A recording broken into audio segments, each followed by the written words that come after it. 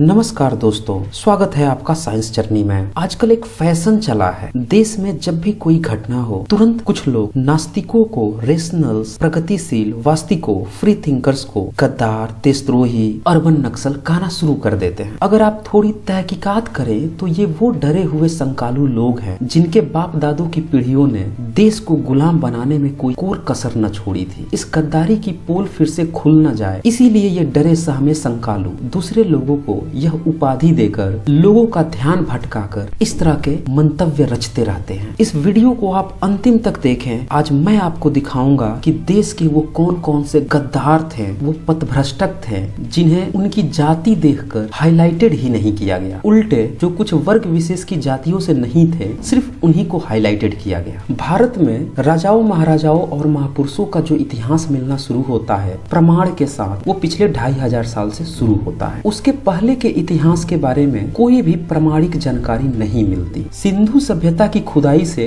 बहुत सारे प्रमाण मिले, लेकिन अभी तक उसकी लिपि नहीं पढ़ी जा सकी है। इस कारण से बहुत कुछ स्पष्ट नहीं होता। और जहाँ से उत्खनन विभाग में शिलालेख और प्रमाण मिलते हैं, उनसे पता चलता है कि भारत में कई सारे महान राजवंशों का शासन रहा है, जिसमें हर्यक वंश, मौर्य वंश जिसमें सम्राट अशोक हुए, फिर कनिष्क, फिर गुप्त वंश, हर्षवर्धन काल और फिर पाल वंश। ये वंश क्रमशः 10वीं-11वीं सदी तक भारत में अस्तित्व में रहे। यही वो काल था जिनमें तरह तरह के बौद्धिस्ट विश्वविद्यालय खोले गए। ज्ञान मार्ग के लिए देश विदेश के लोग यहाँ पढ़ने आते थे और इसी काल को भारत का स्वर्णिम युग कहा गया। कुछ लोग सोने की चिड़िया भी कह देते थे। लेकिन यह आज के 21वीं सदी तक टिका नहीं रहा। यह बिखर गया और बिखरने के पीछे भारत के ही कई पथभ्रष्टक, गद्दार या देशद्रोही आप कह सकते हैं, ये लोग जिम्मेवार रहे। इनमें से एक नाम 8वीं सदी के शंकराचार्य का भी है। इन महोदय ने एक ऐसा फेक न्यूज फैलाया और उसका फॉलो करते हुए भारतीय पथभ्रष्टक भी हुए। इन महोदय ने कहा जगत मिथ्या ब्रह्म सत्यम, यानी कि ये जो जगत है वो मिथ्या है और ब्रह्म यानी कि इनका जो ईश्वर है वही सत्य है। और इनने आगे ये भी कहा कि आप जगे हुए हैं, कोई जरूरी नहीं कि यही सत्य है, हो सकता है कि जो आप सपने में सोते हैं वो सत्य हो। इस तरह की फर्जी और बेतुकी कंसेप्ट देकर इनने लोगों को गुमराह तो किया ही किया, बल्कि सामाजिक समरसता को भी तोड़ने का काम किया। फिर इनके शूद्रों के प्रति नफरत, जो कि आप वीडियो 50 और 53 में देख सकते हैं, पूरे डिटेल के साथ मैंने दिखाया है। इन नफरतों के कारण भारतीय आपस में ही लड़ बैठे, कमजोर होने लगे और जो यहाँ के पुराने दर्शन थे जैसे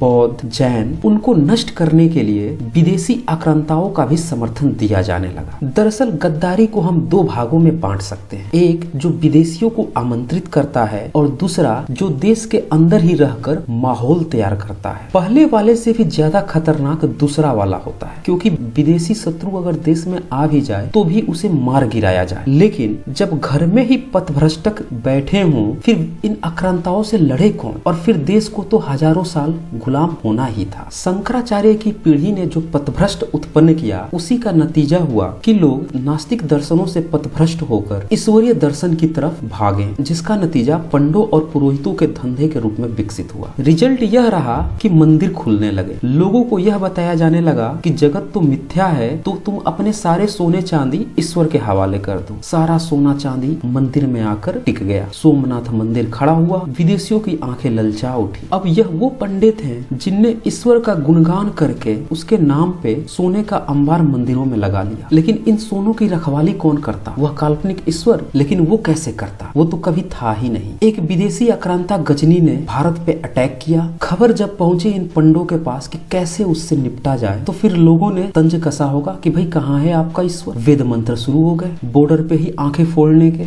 श्राप देकर वहीं पे भस्म कर देने के। लेकिन इन खोखली दर्शनों, खोखली बातों का पर्दाफाश तब हो गया जब गजनी सकुशल उस मंदिर के पास पहुंचा, सारे पंडे पुरोहितों के गर्दन काटे और मंदिर का सोमनाथ को तोड़ ताड़ कर गधे खचड़ों पर लाद कर ले गया। किसी ने सत्य कहा है कि अगर आप इतिहास से सबक नहीं सीखते हैं तो आपका वजूद मिट जाएगा। पंडों ने इससे बिल्कुल भी सबक नहीं सीखा। इसी काल के अंतर्गत में पृथ्वीराज चौहान से लड़ने मोहम्मद गोरी पहुंचा। कहा जाता है कि जयचंद ने गोरी की सहायता की कि तुम पृथ्वीराज को मार दो। गौरी ने पृथ्वीराज को तो मारा ही मारा, हत्या लूट कांड तो की ही की, साथ में जयचंद को भी मारा। इस घटना से भी पंडों ने सबक नहीं सीखा। अब भी उनने इन तुर्कों को, विदेशी आक्रांताओं को भारत में भरपूर घुसने दिया। चूंकि पंडित पुरोहितों के सबसे बड़े दुश्मन उस समय समुदाय के जो पुराने नास्तिक दर्शन थे, बौद्ध, जैन, ये थे। तो इनने इन विदेशी आक्रांताओं का इस्तेमाल उन्हें नष्ट करने में भी किया। अगर सबक सीख गए होते तो भारत हजारों सालों की गलतियों से बच जाता, लेकिन ये गलती सीखने वाले कहाँ थे? ये तो वो गद्दार थे जिनकी जाति देख के आज लोग इन्हें गद्दार बताने से भी हिचकते हैं। बख्तियार खिलजी जो अफगान का था, जो कि तुर्कियों का गुलाम था, वह अफगान होते हुए खैबर दर्रे पार करते हुए भारत पहुंचा,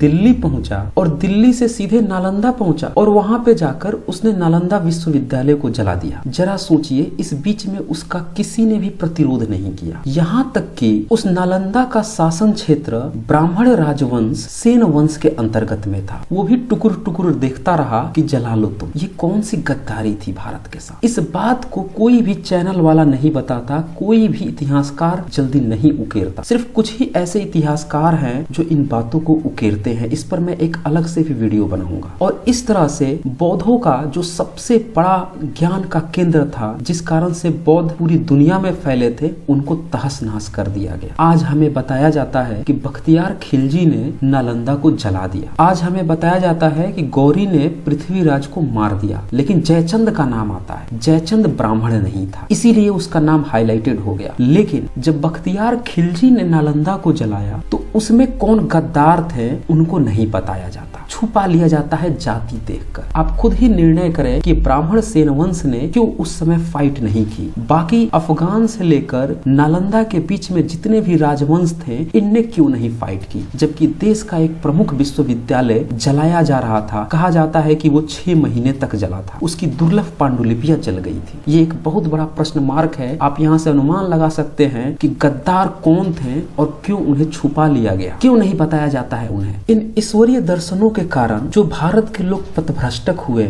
इन बातों को पूरी तरह से इतिहास में छुपा लिया गया। ये मुट्ठी भर मुगलों को, तुर्कों को और विदेशी आक्रांताओं को तो बॉर्डर पे ही मार गिराया जाता, लेकिन इन ईश्वरीय दर्शनों ने आपको ज्योतिष में बांध दिया। ये आपके भाग्य और भविष्य देखने लगे। अब आपको ईश्वरीय भक्त बता दिया गया। ईश्वर अवतार लेगा, वो आपको शक्ति देगा, हवन कुंड करोगे तो फिर आप विदेशी आक्रांताओं से लड़ सकते। कुछ वर्ग ऐसे थे जो सलाहकार भी बने, ये चितपावन लोग थे। इनने पता नहीं ऐसी ऐसी सलाहें दी कि ये मुट्ठी भर तुर्क मुगल पूरे भारत पे कब्जा कर बैठे। इन गद्दारों का नाम कभी हाईलाइट नहीं किया गया, न ही इनके सलाहकारों का। कुछ सलाहकार थे टोडरमल, बिरबल, तुलसीदास, जो मुगलों की जिंदगी भर चाटने में लगे रहे। आपको इनकी जाति के बारे में बात नहीं करना है, अन्यथा आप जातिवाद कहलाएंगे। इनका नाम भी हाईलाइटेड नहीं करना है, क्योंकि ये एक वर्ग विशेष की जाति से है। ये चितपावन लोग हैं। नाम सिर्फ हाईलाइटेड होगा अगर आप उस वर्ग विशेष से नहीं है। आप कुछ समाज सुधारकों का नाम ले सकते हैं, वो गद्दार हो सकते हैं। ये चितपावन कभी गद्दार नहीं हो सकते, जिनने पूरे के पूरे देश को ही गुलामी में झोंक दिया और उन्हीं के दरबारी और सलाहकार बनके उनकी चाटते रहे। आपके और आपके पूर्वजों की चितपावना की सत्य लोगों को पता न चल जाए, इसके लिए मनुस्मृति जैसी धार्मिक गंदगी की किताब भी लिखनी जरूरी हो गई। और इसमें स्पष्ट रूप से प्रावधान भी दिया गया कि शूद्रों को अर्थात की उस वर्ग विशेष के अलावा जितने भी लोग हैं उनको पढ़ने भी न दिया जाए, नहीं तो ये तो पूरा का पूरा इतिहास जान जाए कि वास्तव में गद्दार कौन था इस देश का, पथभ्रष्टक कौन था। और इस तरह से शूद्रों को पढ़ने लिखने से पूरी तरह रोक दिया गया। गद्दारी की प्रथा यहीं पे नहीं रुकी। उधर मुगलों के खिलाफ पिछड़े वर्ग से शिवाजी खड़े हुए। जब वो एक साम्राज्य विकसित कर रहे थे, उस समय कुछ चितपावन लोग इनके पास पहुंच गए कि हमें भी देश की सेवा करने दो। शिवाजी जाल में फंस गए। उनने इन्हें पेशवा बना दिया, अलग अलग मंडल बना के। ये पेशवा लोग वही चितपावन लोग थे। इनने शिवाजी की 2 पीढ़ी भी आगे नहीं बढ़ने दी और पूरी तरह से कब्जा बैठे, मराठा नाम को कैप्चर कर लिया। नतीजा वही हुआ। शिवाजी के खत्म होते ही इन पेशवाओं ने अति पिछड़ों को कमर में झाड़ू और गले में हांडी बांध दी। यही तो इन चितपावनों का इतिहास रहा है। आप ही के साम्राज्य आपसे कब्जाओ, आप ही के गले में हांडी बांध दो और कमर में झाड़ू। ये पथभ्रष्टता, ये गद्दारी नहीं थी तो क्या थी? ये तो माहौल तैयार करना था कि विदेशी आए और यहाँ पे कब्जा कर ले, अपने ही लोगों को अपने से ही नफरत पैदा करना। पथभ्रष्टता का, गद्दारी का, देशद्रोही का इससे बेहतर उदाहरण और क्या हो सकता है? मुगलों के त्रासदियों से त्रस्त आकर जब सिखों के अंतिम गुरु गोविंद सिंह सिंह जी ने बड़े पैमाने पर इनसे लोहा लेना शुरू किया, उस समय इनके 2 छोटे शहजादों को, माता गुजरी जी को भी एक चितपावन गंगू ने वजीर खान से पकड़वा दिया। उन 2 छोटे शहजादों को भी रिहाई न हो जाए, उनको सजा मिल जाए, इसके लिए भी एक चितपावन सुच्चानंद ने दीवार में चुनवाने का षड्यंत्र कर दा। ये वो चितपावन थे। क्या आपने नाम सुने हैं इन दोनों का, सुच्चानंद और गंगू? ये दोनों एक वर्ग विशेष थे, इनको कभी हाईलाइटेड नहीं किया जाएगा क्योंकि ये तो चितपावन है। गद्दार होने के लिए आपको अलग जाति में जन्म लेना पड़े। इस वर्ग विशेष के लोग गद्दारी करके भी चितपावन होंगे, यही तो इनकी संस्कृति है। फिर अंग्रेज आए, क्रांति होने लगी। 1857 की क्रांति हुई। आपको जानकर आश्चर्य होगा, क्रांति को फेल भी कराया एक चितपावन मंगल पांडे ने। क्रांति का दिन तय हुआ था 31 मई 1857 और इस चितपावन महोदय ने 1857 को ही छावनी में फायरिंग शुरू कर दी। इससे अंग्रेजों ने इस छोटे से विद्रोह को पकड़ा, दबाया, कुचला भी और साथ में उन्हें यह भी पता चल गया कि 31 मई को ये बड़े पैमाने पर क्रांति करने वाले हैं। इससे वो पूरी तरह से सतर्क हो गए और क्रांति को बुरी तरह से कुचल दिया। क्या आपको बताया जाता है कि 1857 की क्रांति किस चितपावन ने फेल की थी? कभी नहीं बताया जाएगा। हाँ, अगर यहाँ पे किसी अन्य वर्ग के लोग होते तो फिर उन्हें